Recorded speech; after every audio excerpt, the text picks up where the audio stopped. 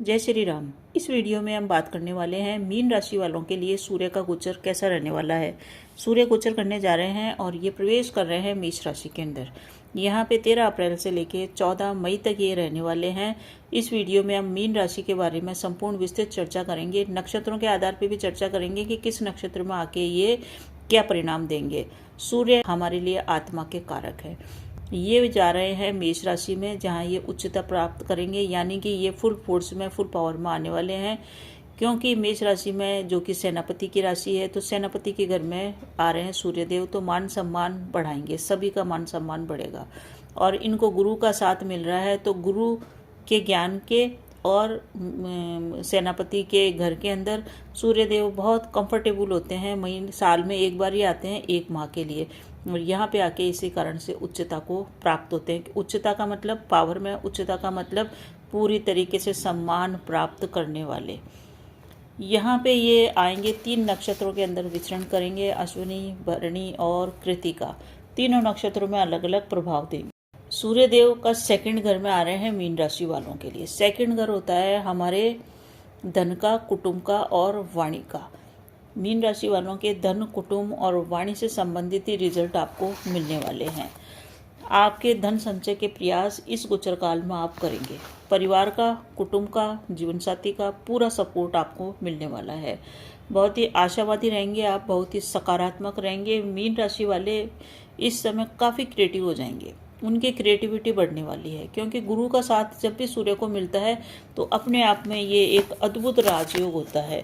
और राजयोग होगा तो राजयोग का मतलब कि आप उच्चता को प्राप्त करेंगे। उच्चता का मतलब आपका जो व्यक्तित्व है वो पूरी तरह से प्रकाशित हो जाएगा। तो सूर्य आ रहे हैं आपके दूसरे घर में, तो दूसरे घर को पूरी तरह से प्रकाशित कर देंगे। आपके कुटुंब की उन्नति करेंगे, आपके धन की वृद्धि करेंगे, आपकी वाणी में तेज ओज प्रभाव लाएंगे, आपकी वाणी का लोहा सभी लोग मानेंगे। तो यहाँ पे आके ये आपके सरकार से संबंधित कार्य करेंगे, क्योंकि सरकार के कारक हैं सूर्यदेव। ज्ञान की वृद्धि करेंगे, क्योंकि इनको मिल रहा है गुरु का साथ सूर्य को, इसलिए आपके ज्ञान की वृद्धि करेंगे। दोनों के कॉम्बिनेशन को मिलाएं तो एक लाइन में मीन राशि वालों के लिए कहा जाएगा कि आप लोगों के आर्थिक लाभ के अवसर प्रचुर मात्रा में मिलेंगे। आप अपने ज्ञान से आय कमाएंगे, ज्ञान से धन संचय करेंगे और ज्ञान के कारण ही आप ऊंचाइयों को छुएंगे। तो इस गोचर काल के अंदर जो भी मीन राशि वाले हैं, जो भी अभी तक परेशान थे, उसके कारण ये था क्योंकि 1 महीने से सूर्य चल रहे थे राहु के साथ होने के कारण बुद्धि थोड़ी सी भ्रमित आपकी 1 माह से हो रही थी। आपके कार्य, डिसीजन, सभी चीज़ें इससे प्रभावित हो रहे थे, परंतु अब राहु और उनकी दृष्टि से हट गए हैं। सूर्यदेव राहु से अलग हो गए हैं, तो आपके जीवन में हर तरफ से पॉजिटिव रिजल्ट मिलेगा। आपसे जुड़ा हुआ है परिवार, कुटुंब, आपके माता पिता, आपके भाई बहन, जो भी आपके कुटुंब में आते हैं, उन सभी कुटुंबजनों की उन्नति आपके माध्यम से होगी। क्योंकि आपके ही घर में, कुटुंब घर में आ रहा है सूर्यदेव, तो आपके कुटुंब परिवार के लोगों की उन्नति होगी, आपके भाइयों की उन्नति होगी, आपके पिता को जॉब के अंदर लाभ होएगा, आपकी माता हाउसवाइफ हो या वर्किंग हो, वो लाभ प्राप्त करेगी। और उसको अगर वो किसी कार्य क्षेत्र में, व्यापार व्यवसाय में है, तो उसको वहाँ फायदा होगा। सूर्य 13 अप्रैल को जब आपके प्रवेश कर चुके हैं, 13 अप्रैल को प्रवेश कर चुके हैं, तो आपके संतान की भी उन्नति करेंगे। संतान अगर छोटी है तो शिक्षा में फायदा होएगा, संतान अगर बड़ी है तो वो अपने आर्थिक प्रयासों को तेज करेगी, धन कमाएगी, कैरियर में वो सेटलमेंट हो जाएगी।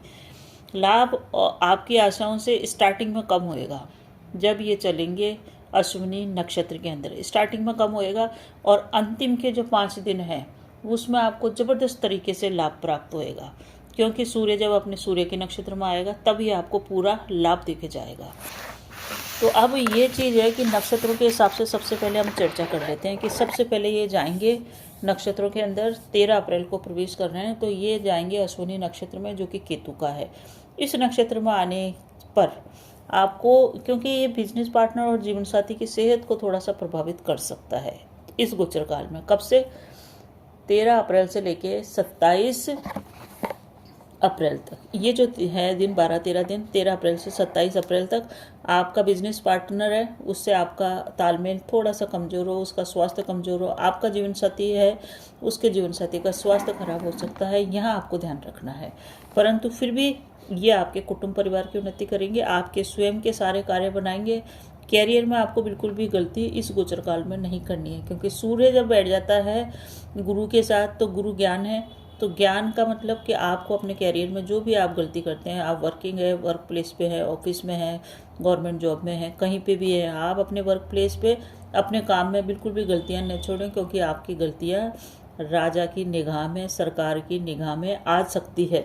तो राजा जब गुरु के संग है तो गुरु भी उसको ज्ञान दे रहा है, क्योंकि सूर्य को ज्ञान कहाँ से मिल रहा है? गुरु से। राजा को ज्ञान मिलता है उसके दरबार के गुरुओं से। तो इस कारण से आप कैरियर में गलती न करें। इस समय आपको आंखों में कष्ट हो सकता है, छोटे भाई बहन को भी थोड़ा सा स्वास्थ्य से रिलेटेड प्रॉब्लम हो सकती है, परंतु आर्थिक दृष्टिकोण से इस पूरे गोचर को देखें तो आपके धन प्रयास के समस्त प्रयास सफल होंगे, धन संचय कर पाएंगे और नए स्रोतों से भी आप आय प्राप्त करेंगे।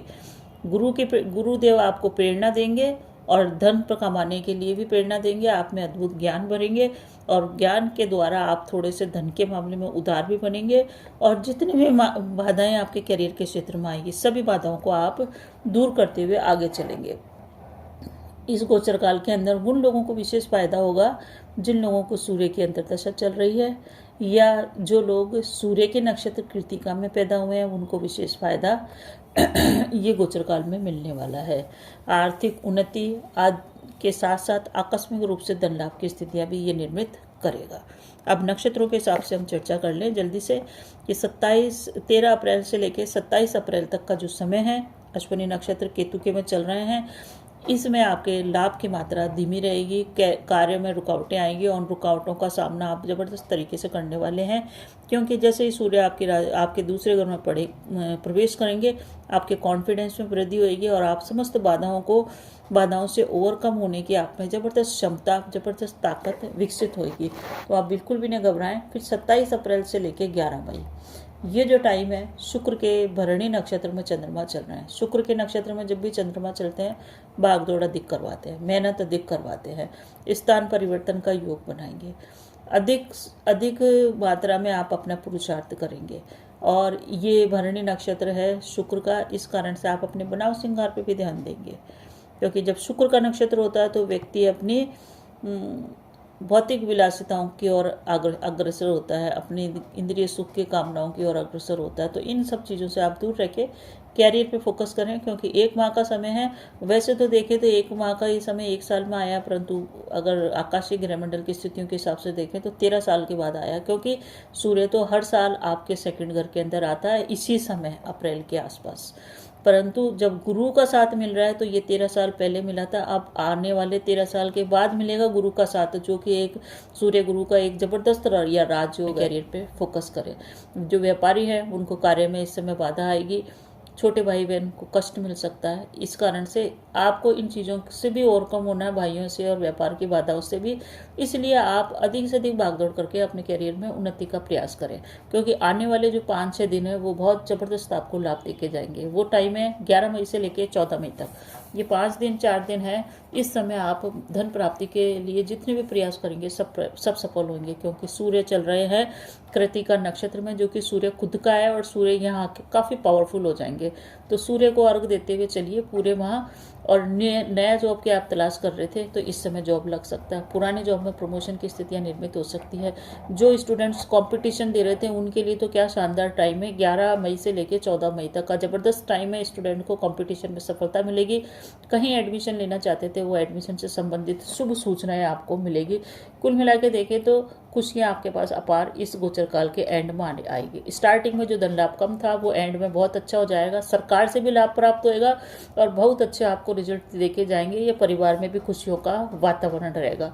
अब क्या उपाय करने हैं, देखिए सबसे पहला उपाय है कि सूर्य पिता के कारक हैं तो अपने पिता का सम्मान कीजिए, पिता का आशीर्वाद लीजिए। पिता से दूर है तो पिता से लगातार फोन पे कांटेक्ट करके उनसे बातचीत करते रहिए। दूसरा उपाय है सूर्य आराधना अवश्य ही करें। सूर्य आराधना से आपके कार्य बढ़ने वाले हैं, क्योंकि सूर्य देव आपके 10वें घर के मालिक हैं। 10वां घर होता है कैरियर का, तो कैरियर में ग्रोथ लाने के लिए सूर्य आराधना आपको आजीवन करनी चाहिए, क्योंकि आपके मालिक ही कैरियर के सूर्य देव है और वो अभी फेवरेबल स्थिति में आ रहे हैं। इन उपायों को आप करिए। आदित्य हृदय सूत्र का पाठ जबरदस्त तरीके से आपको लाभ देके जाएगा। गुरु के बीज मंत्रों का जाप और गुरुओं का सम्मान, बुजुर्गों का सम्मान आपको कई बाधाओं से मुक्ति दिलाएगा, आपके ज्ञान में वृद्धि करेगा, जिससे आप प्रॉब्लम से ओवरकम हो जाएंगे। तो ये था राशिफल मीन राशि वालों का सूर्य के गोचर का। अभी तक आपने हमारा चैनल सब्सक्राइब नहीं किया है तो प्लीज़ सपोर्ट कीजिए और सब्सक्राइब कर दीजिए। किसी एक न एक व्यक्ति को अवश्य शेयर कीजिए। धन्यवाद।